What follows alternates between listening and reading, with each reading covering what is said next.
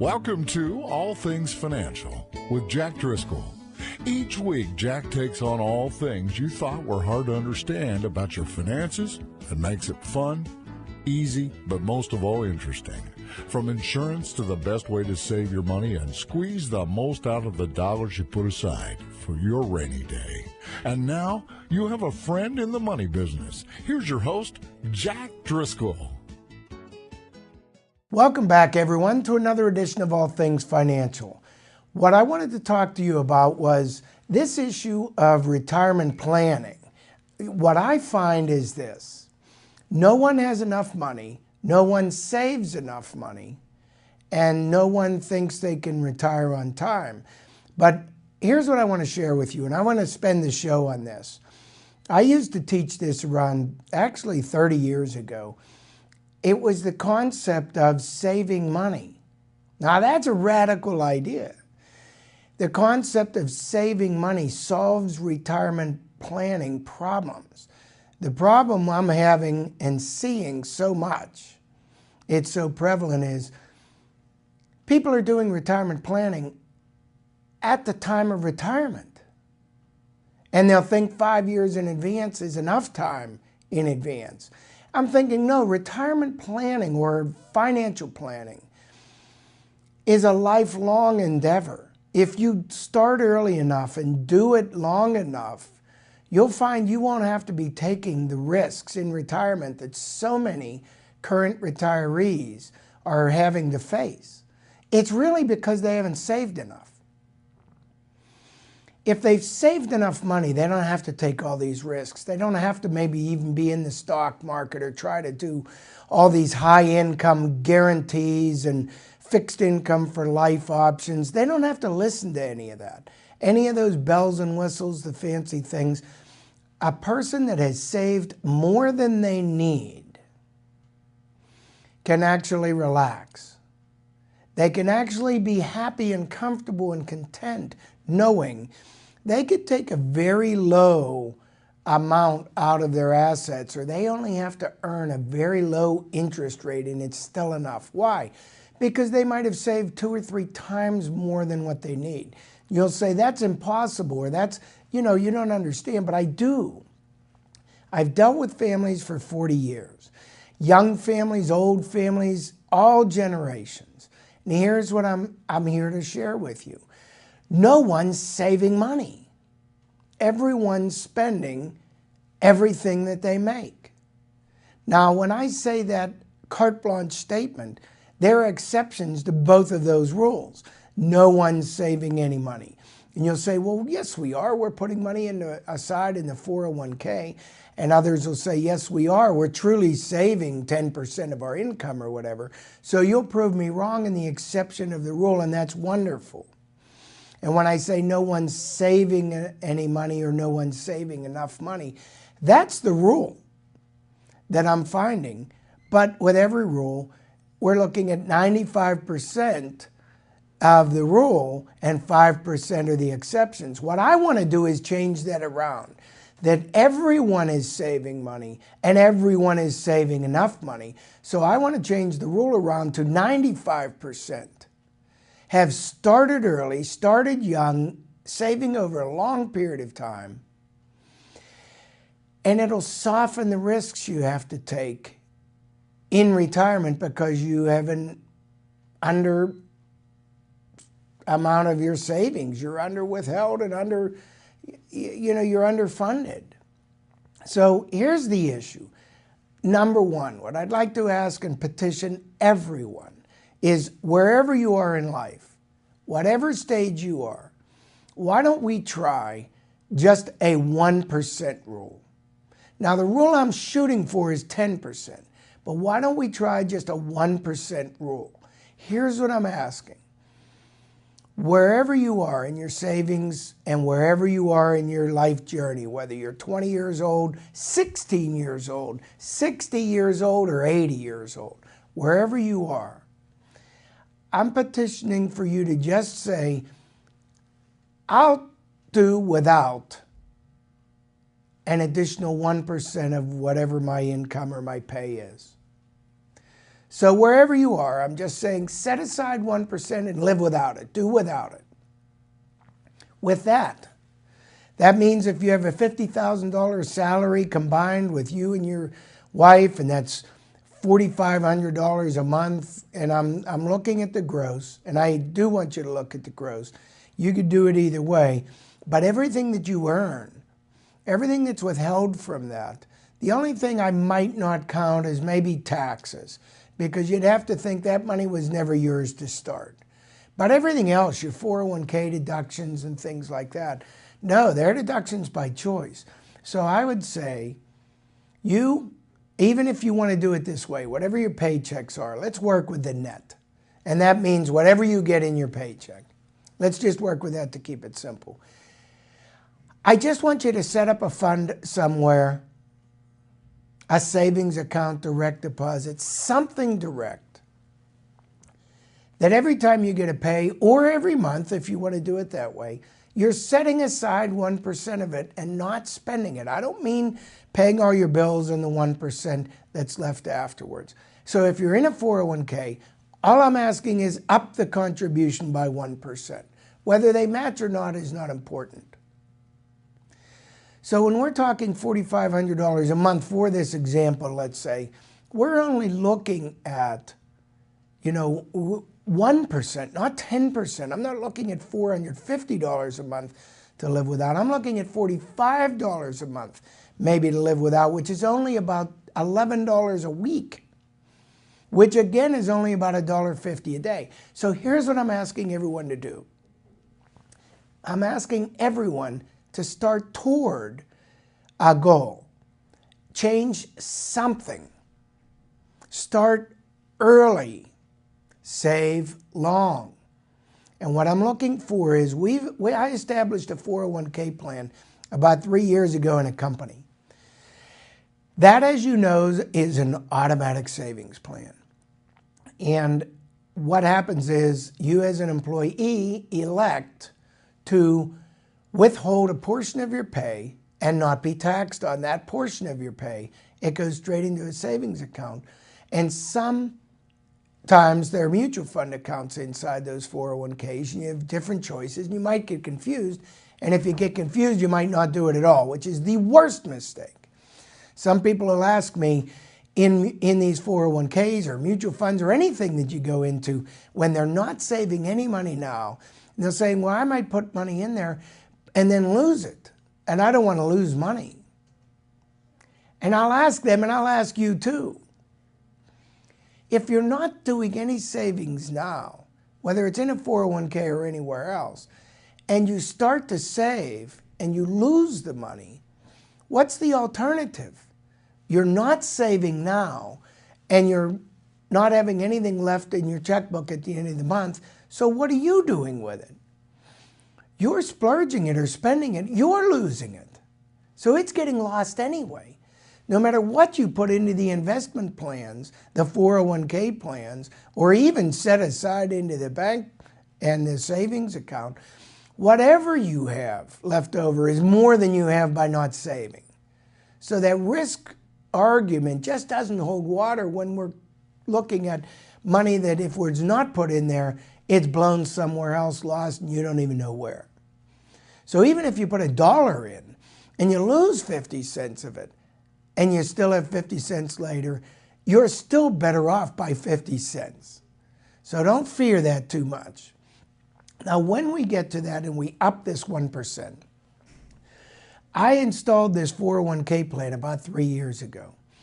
And the employees didn't want to contribute, and the employer helped them. No employees want to contribute sometimes because they say, we can't afford to do without any of our income. We're having a hard time paying our bills anyway.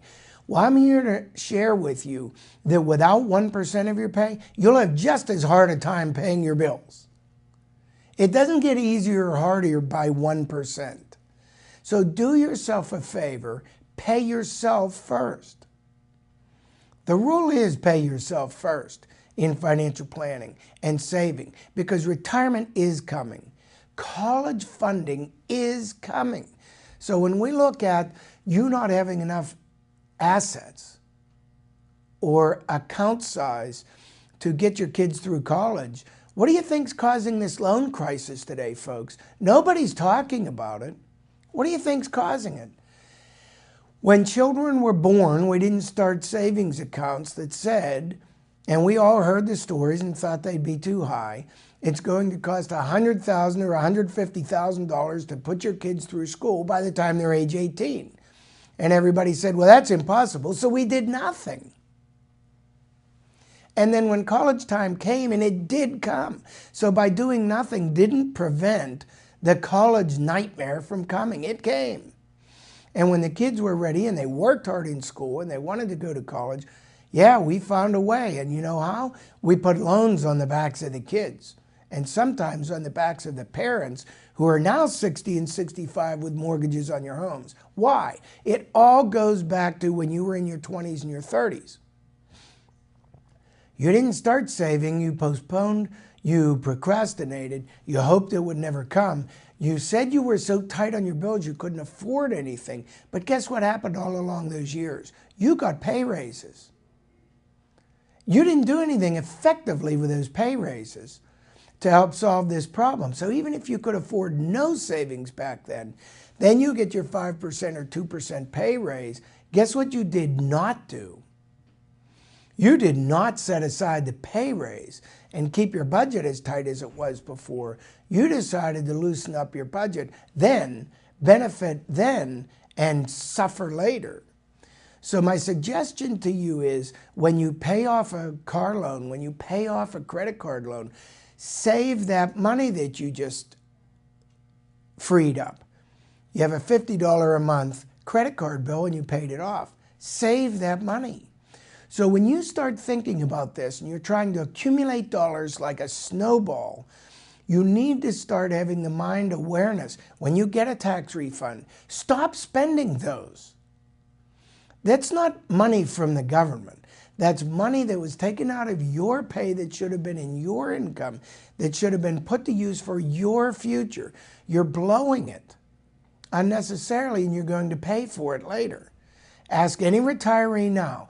Everybody's telling us we don't have enough money to retire and we're all trying to retire too early.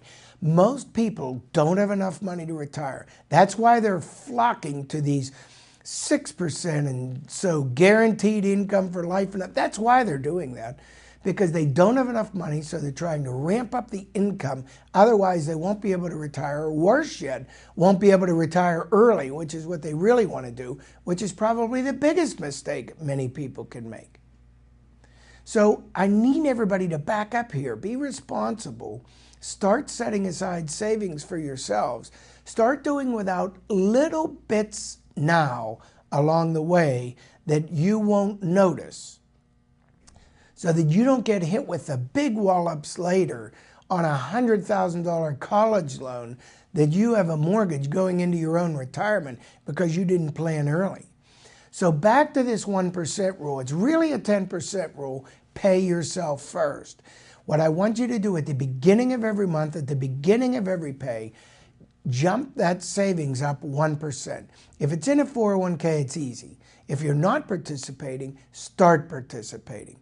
If you are participating, up it by 1%. If you could do more, don't wait, do it. The benefit from doing these savings plans, pay yourself now savings plans, are you don't see the money.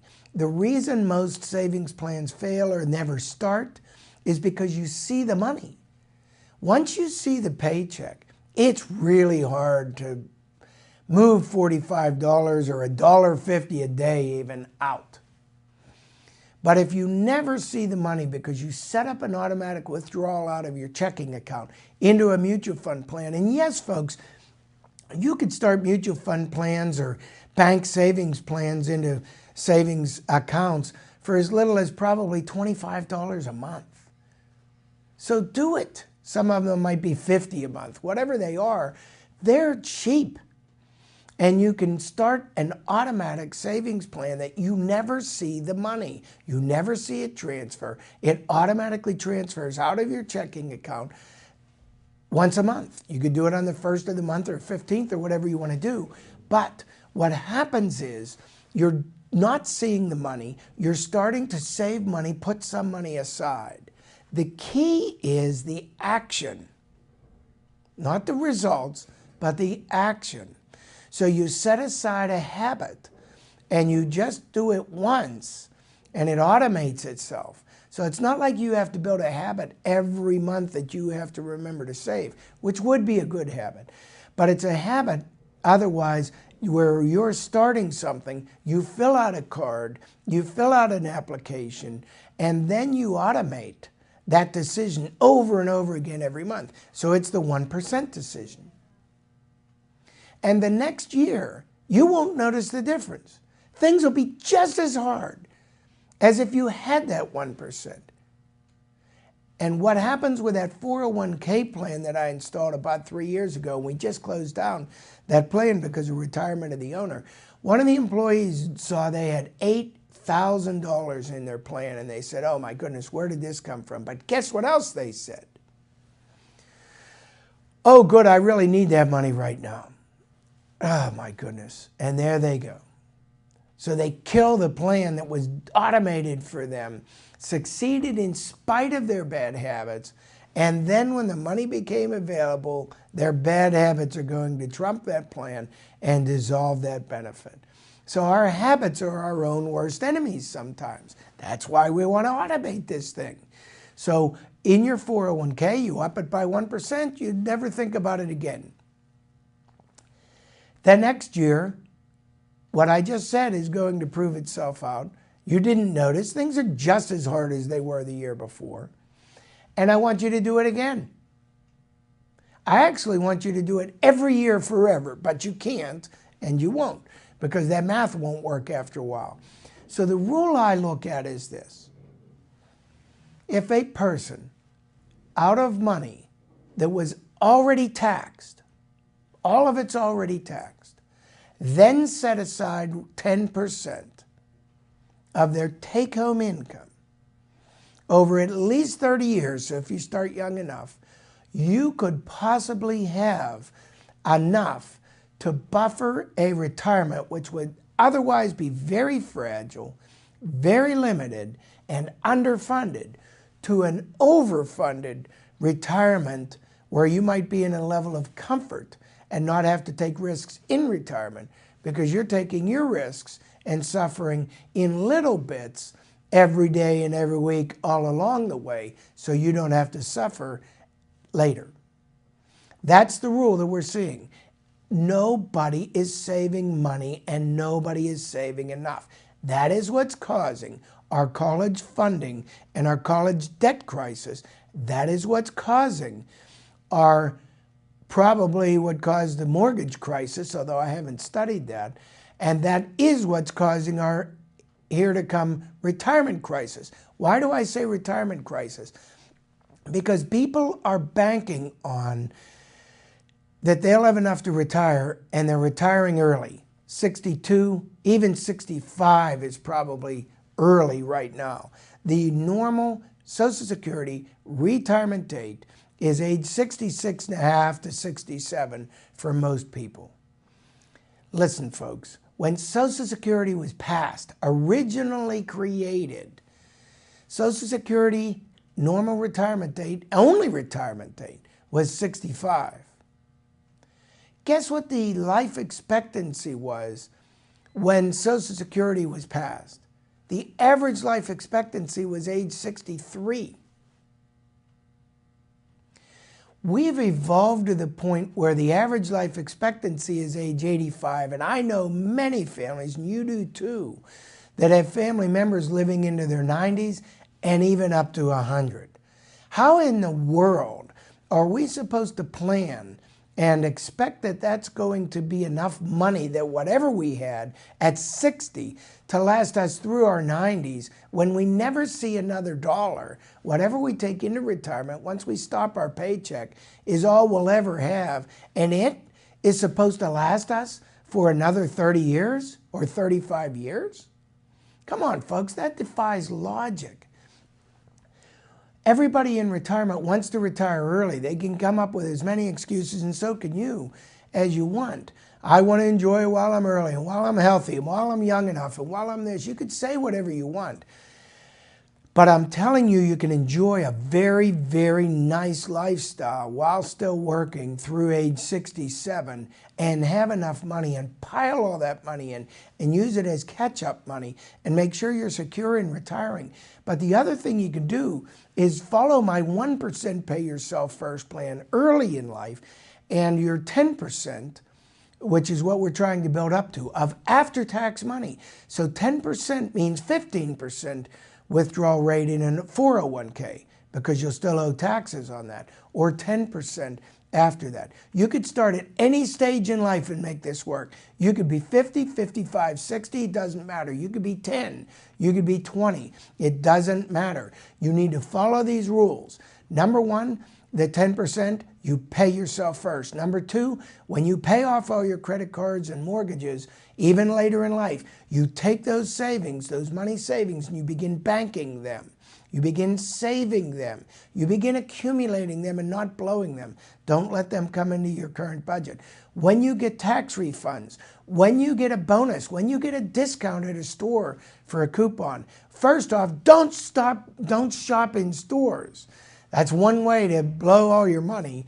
And the other way is think that a discount or a coupon is actually saving you money. No, it isn't. It's enticing you to go spend only 50% of what you wouldn't have spent at all, which means you lost 100% of that 50% that would have stayed in your pocket. So stay away from those coupons and discounts. But when you get refunds from things, bank them, don't spend them. Don't see them as good, we can fix our driveway money, but rather put them in the bank for your future. And if you do, and if you do it long enough, and I have many couples who will live on one income only, and the other income spouse will save 100% of their income. They'll live on one income only. They're assuring their future. And that's exactly what it's all about. Prepare for your future when your paychecks will stop, and be overfunded rather than like most of the retirees I see who all say, I want to retire early. Do I have enough? It ought to be enough. And if I tell them it won't, they'll go to another advisor who will tell them it's enough, and they'll go to that advisor and get out. And they're making a big mistake over a long number of years, especially if they have good health. Don't follow the mistakes of the people who are making them. Apply good, healthy principles, live healthy, live long, and good financial healthy principles, and make your money last long. All right, folks, that's it for today's show. You can always give me a call. I can help you design plans like this. I appreciate your tuning into All Things Financial, and I'll be back again next week. Securities and investment advisory services offered through SagePoint Financial Inc., member FINRA SIPC, and registered investment advisor. Insurance services offered through Driscoll Insurance and Financial Services Inc., which is not affiliated with SagePoint Financial Inc.